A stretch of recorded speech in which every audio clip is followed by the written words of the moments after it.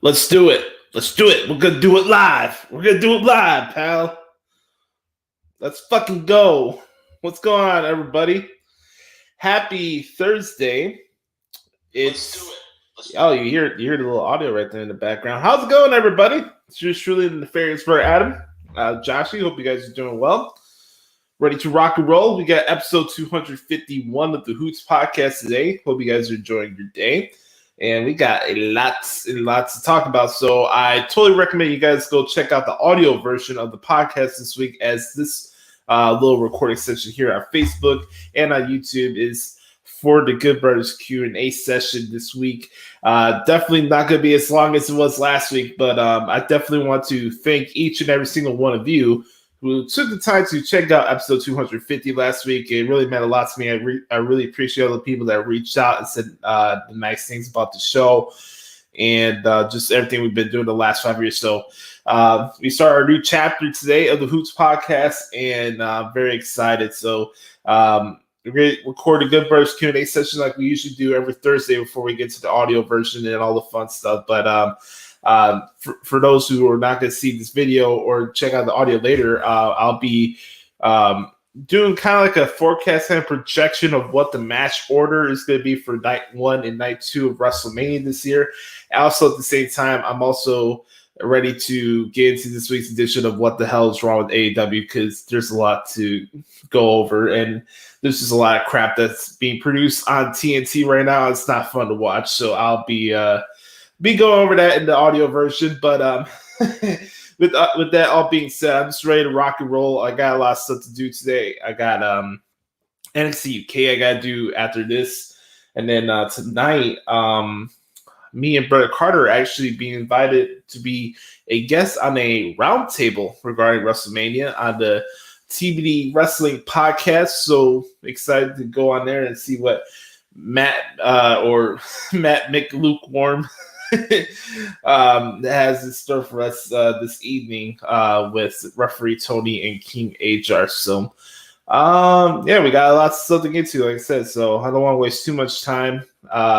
Again, I just want to say really quick before we go on air, go behind the fourth wall, I just want to thank you again, everybody, for taking this ride with me, join the podcast for what it is, and just very excited for the future of the show. So sit back, relax, strap it down. It's opening day.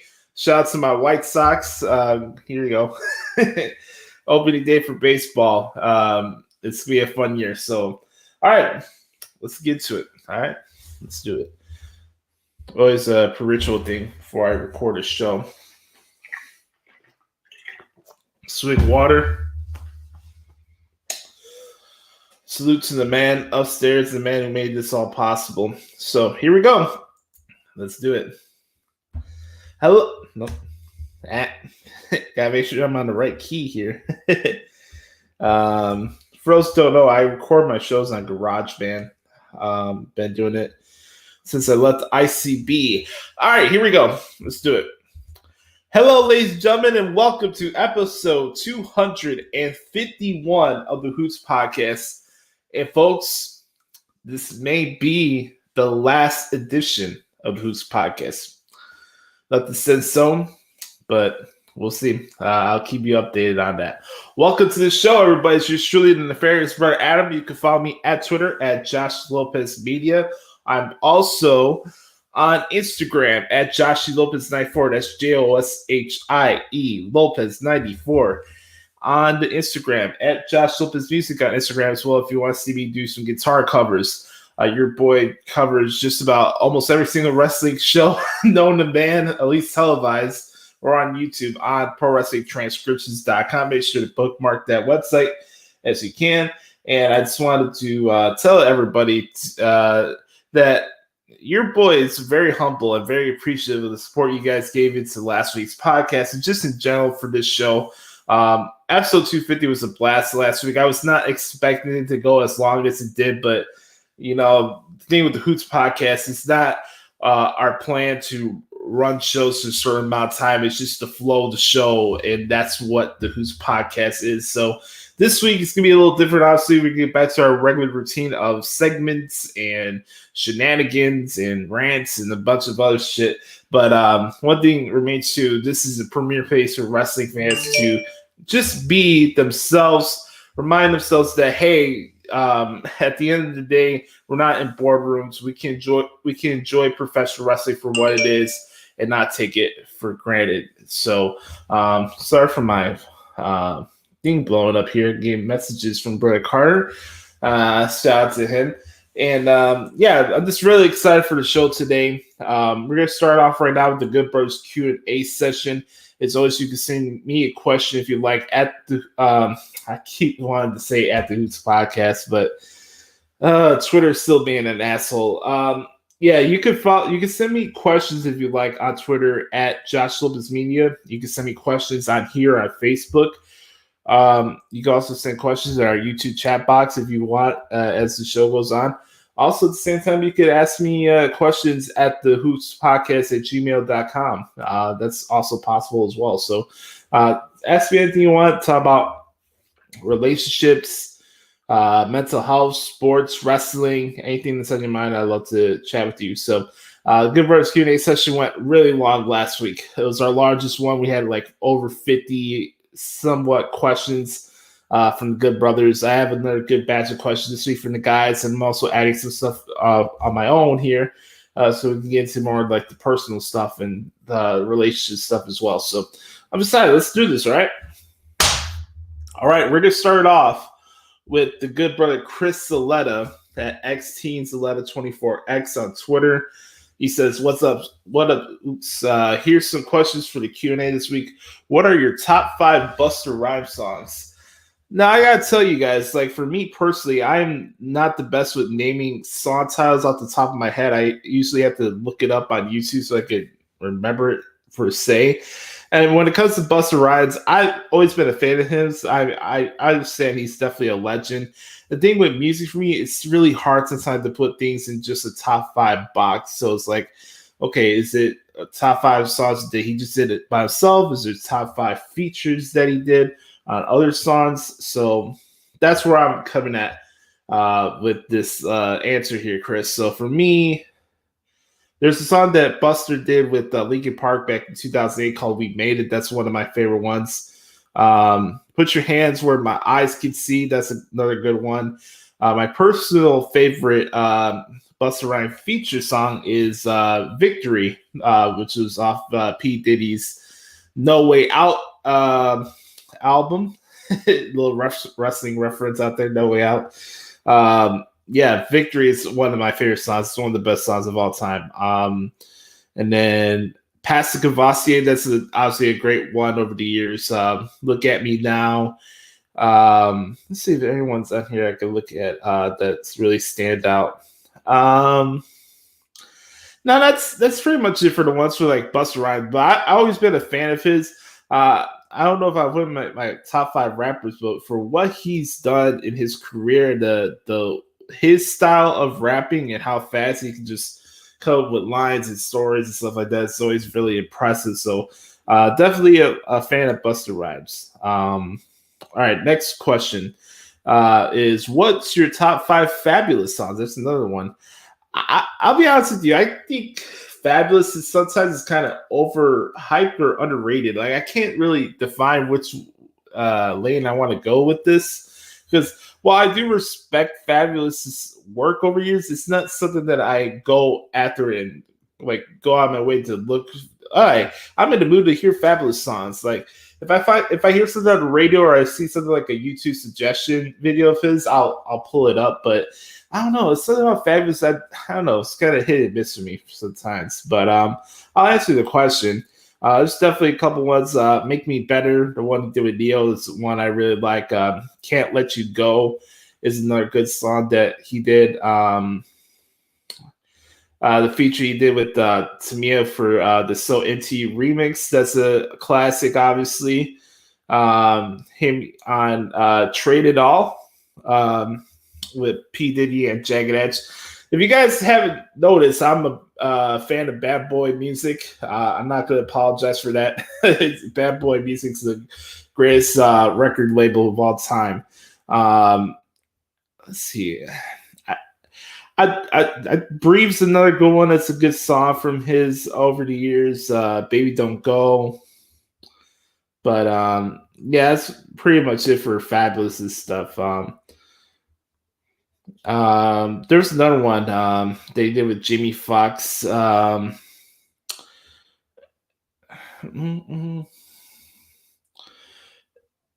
this one he did with Jamie Foxx and Neo. I'm trying to pull it up right now, actually. Oh, She Got Her Own. Yeah, that's the song. So there's your answer, Chris. Okay. Next question. When in Boston, what were your go-to food spots? Oh, fuck. I'm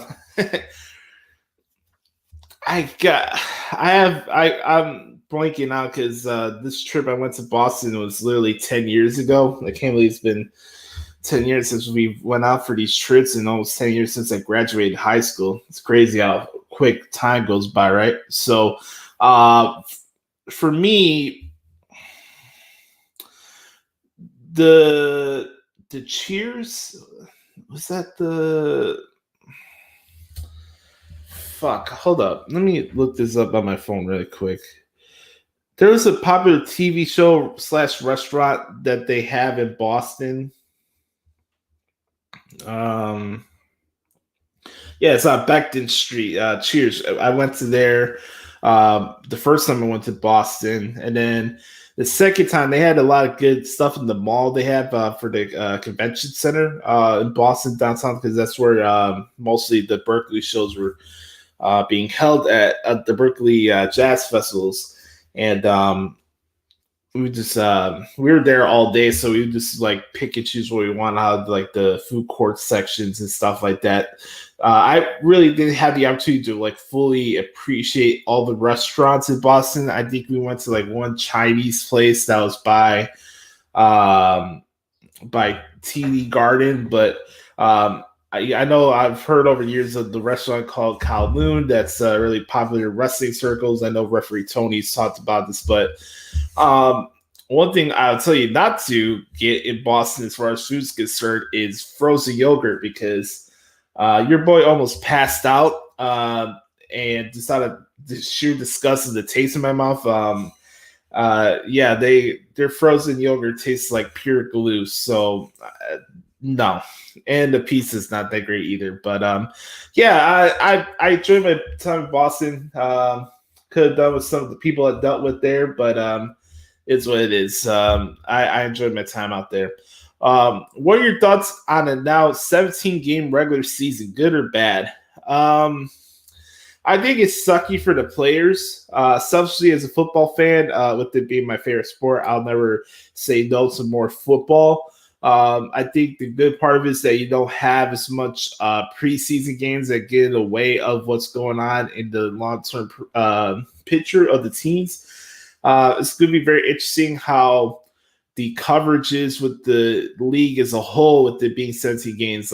What's the new bar or acceptability now since we have 17 games? Is 10-6-1 good enough? Will we have more ties? How will the first half of the regular season look like as far as quality of games, the level of physicality? I'm just very interested in how that rollout is going to be, basically. So I think as far as 17 games, I'm very curious to see how it plays out. I really am. Obviously, we have now the 7th seed scenario with the wild card implemented for both leagues, both conferences. So I think it's definitely this was bound to happen for a while. I feel bad for the players, obviously, because they're the ones putting their bodies on the line, taking time away from their families, and I'm sure they're not happy about this. But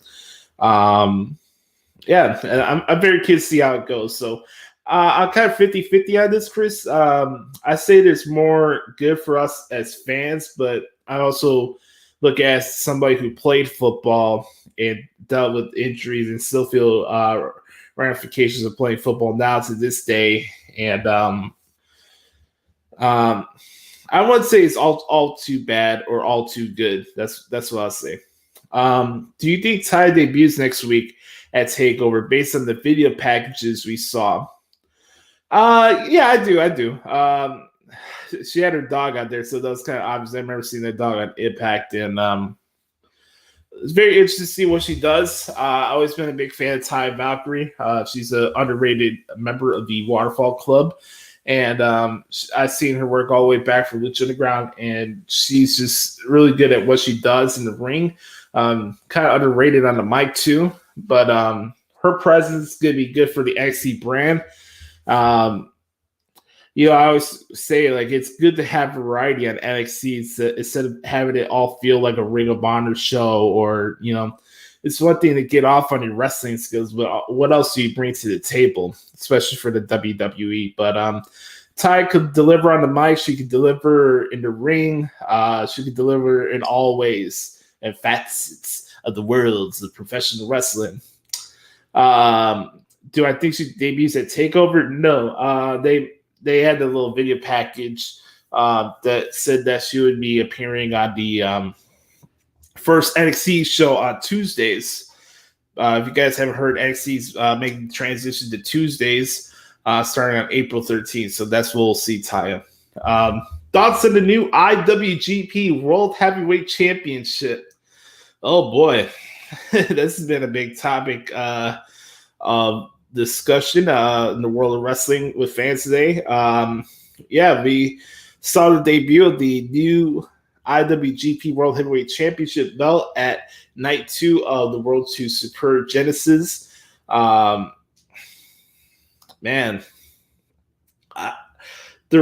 reveal and how New Japan goes about like revealing tie belts, or how they handle retirements and final matches and like all the ceremonial stuff they do a very good job of that.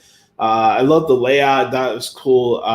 The design, for me, I'll be honest with you guys, I can't tell you a good design or not if it's slapped me in the face. I'm not a graphic designer. I'm not going to pretend like I'm one. I have my tastes and dislikes here and there about certain designs and stuff. Everybody is very consistent with the stuff with the WWE tag team titles looking like pennies.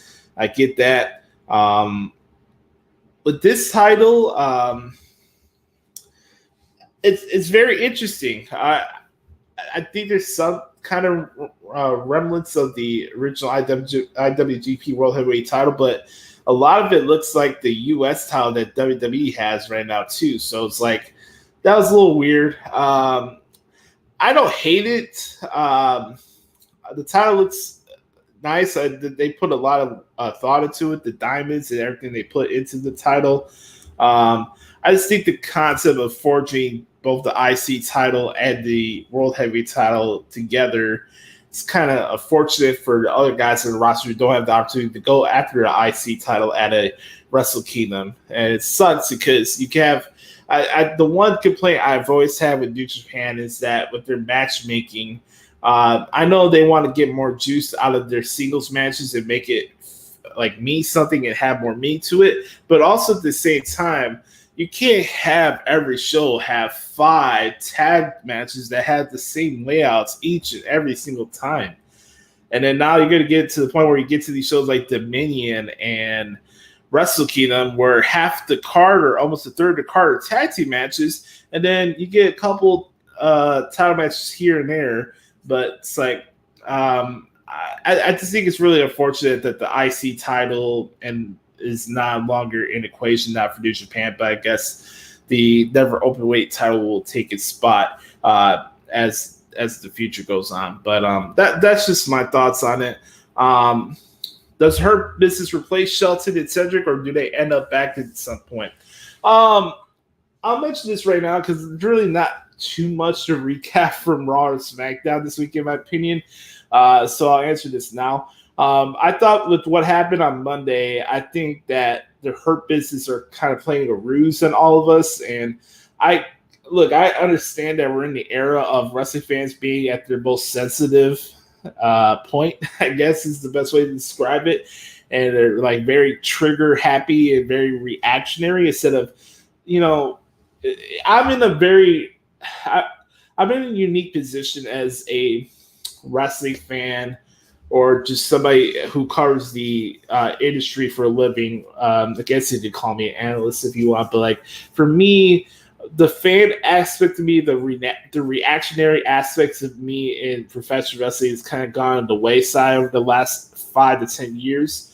And for me, I've just really taken the approach of taking a step back and kind of thinking things from a long term point of view instead of jumping the gun and automatically saying so is buried. Oh, this is a dumb decision. Oh, what's going on with the booking? Like for me, like guys, I can't be more clear enough by saying that I give two shits about booking and stuff behind the scenes. I just really don't. That's not me. That's not what I do. That's not what this show represents. Hell, half the times when I criticize AEW, most of my critiques are regarding the stuff on the show. It's nothing behind the scenes. But yeah, I think when it comes to this question, I just think they played a ruse on everybody. I would not be surprised if the Hurt Business are all whooping Drew McIntyre's ass next week for the last Raw before WrestleMania. So if they do replace Cedric with, if they do replace Shelton and Cedric, I think Ali and Ricochet will join the Hurt Business. That'd be my guess.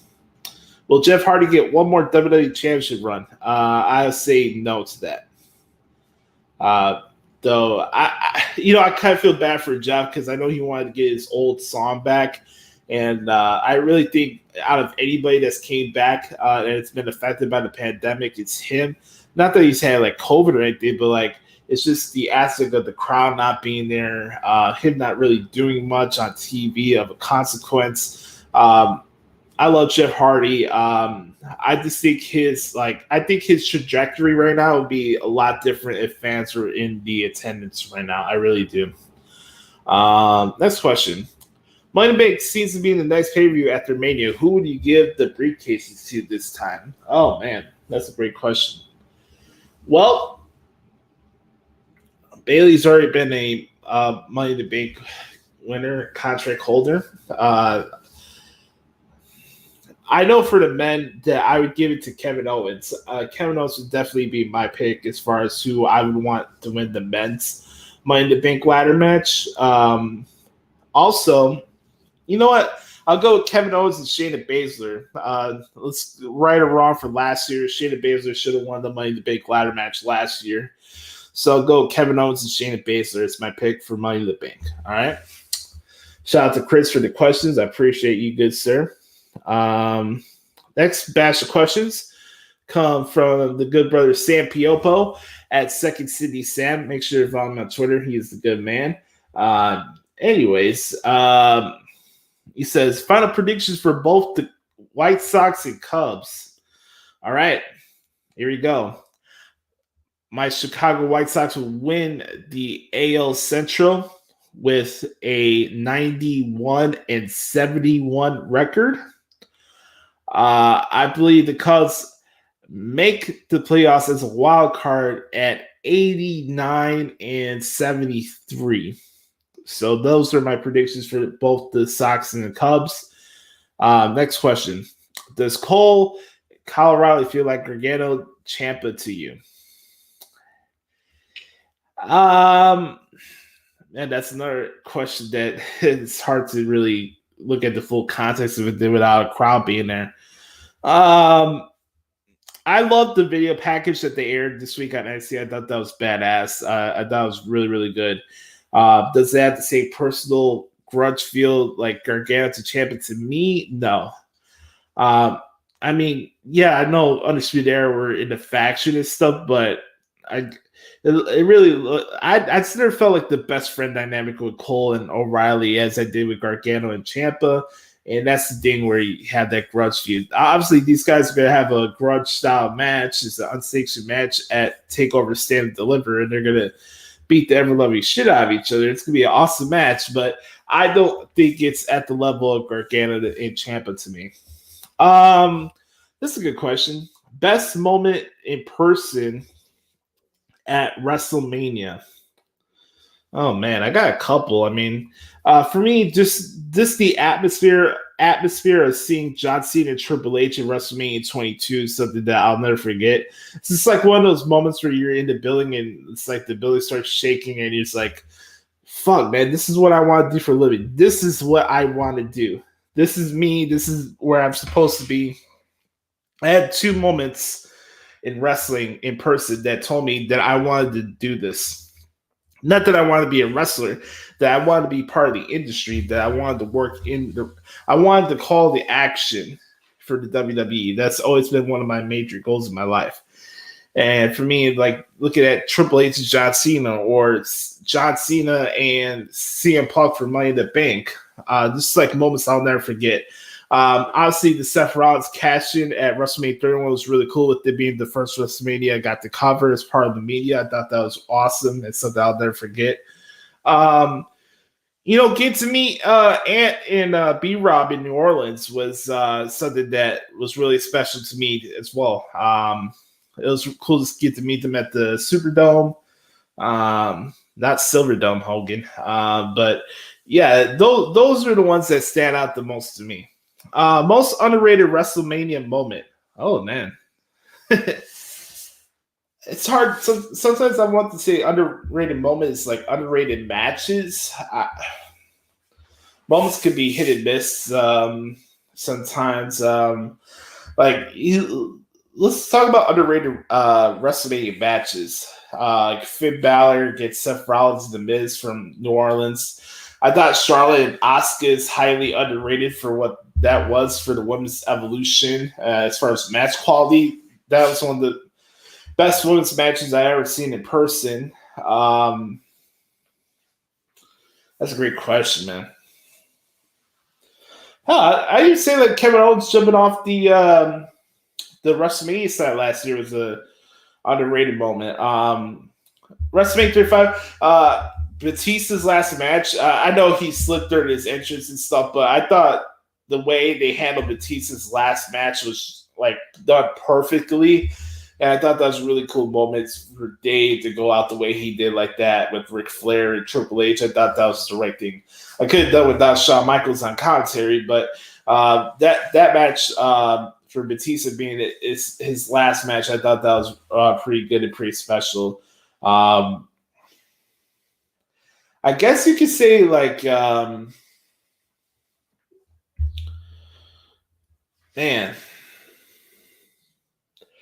I don't know if it's underrated moment, but just something that's funny that I saw in person was, you guys remember the Shawn Michaels Vince McMahon no holds barred match? Well, they had a run-in with Shane, and Shane joined the now infamous Vince McMahon Kiss My Ass Club. So that was another funny moment that I won't forget. Most overrated wrestler of all time? Oh, that's easy. That's Kenny Olivier. Shout out to you, Brother Carter, because I got that from you. All right. Last set of questions here for the Good Burns Q&A session. Wrestling-wise. This one comes from Nate Be Great. You can follow me on Twitter at Psycho Nagiri on Twitter. He says, what is one feud you would want to see after WrestleMania? Great question. Man. You can pick out a litter out of any of these, to be honest with you. You know what? I would really like to have Rhea and Shayna mix it up again. I think that'd be really cool. That's just my opinion. Definitely would love to see Lashley have another couple of round matches with Sheamus. I think that'd be really cool. AJ Styles and I don't know about that. Let's see what Keith Lee does when he comes back. I think that'd be something interesting to keep your eyes on. Yeah, so there's a couple you could do. I mean, as far as Roman Reigns is concerned, I just want to let it play out and see where that goes, because I don't know who's winning the title, and it better not be Daniel Bryan, please, for the love of God. Definitely would love to see like Seth Rollins and Daniel Bryan have their feud. I think that'd be really good. But yeah, those are the ones that I would pick for that question. Will Jay White ever win gold again? Yes. I think Jay White will beat Tanahashi for the never open weight title soon. So I think Jay White will hold a championship, if you will, down the road. Next question. What match are you looking forward to the most next week? Man, that's a great question. You know what, Nate? I'll pick one for each show, okay? So for night one, my favorite like the match I'm looking forward to the most is for Takeover Stand and Deliver is Walter and Tommaso Ciampa. I think that's gonna be insane. And then night two is Finn Balor and Killer Cross. Those would be the matches I'm looking forward to. And then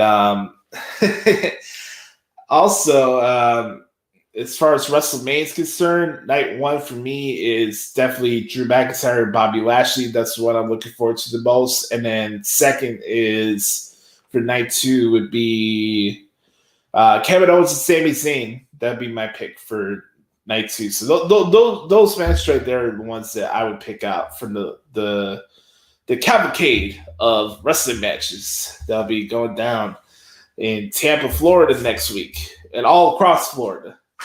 The wrestling capital of the world is Florida, I guess, these days. Hence why I'm moving down there, right? So, yeah, I want to thank Nate, Sam, and Chris, as always, for sending some awesome questions. As always, for the Good Brothers Q&A session. I really do appreciate it, guys. And let's see if I can find some interesting ones here. No, I think that's it. I think we can wrap it up right there, actually. That's good. Yeah, we're going to put a ribbon on the bow for the Good Brothers Q&A session. Make sure to check out the rest of the Hoots podcast in the audio version. And when we come back, we're going to get into what happened this week in WWE right here on the Hoots podcast.